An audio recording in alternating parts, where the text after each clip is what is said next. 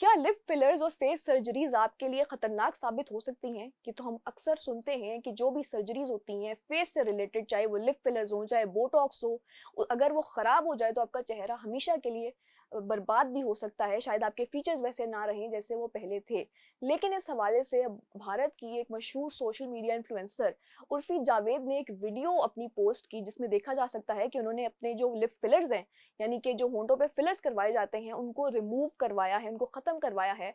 और अपनी वीडियो में उन्होंने बताया कि ये इसलिए रिमूव करवाए गए हैं कि ये मिसप्लेस हो गए थे, यानी कि ठीक से फिलर्स नहीं किए गए थे। और उस वीडियो में जो है उर्फ़ी को देखा जा सकता है कि उनका फेस जो है वो स्वेल किया गया है और काफ़ी रेडनेस हो रही है उनके फेस पर। और उन्होंने मज़ीद कहा कि जो भी फिलर्स आप करवाएँ तो किसी अच्छे डॉक्टर से करवाएँ, बल्कि जितने भी सर्जन्स यहाँ पे बैठे हैं या एस्थेटिक सर्जन्स जो अपनी दुकानें खोलकर बैठे हैं, मेजॉरिटी उनमें से नहीं जानती कि फेस की सर्जरी किस तरह करवाई जाती है। अब इस हवाले से दोबारा से ये सवाल उठ गया है कि क्या कॉस्मेटिक सर्जरीज करवानी चाहिए?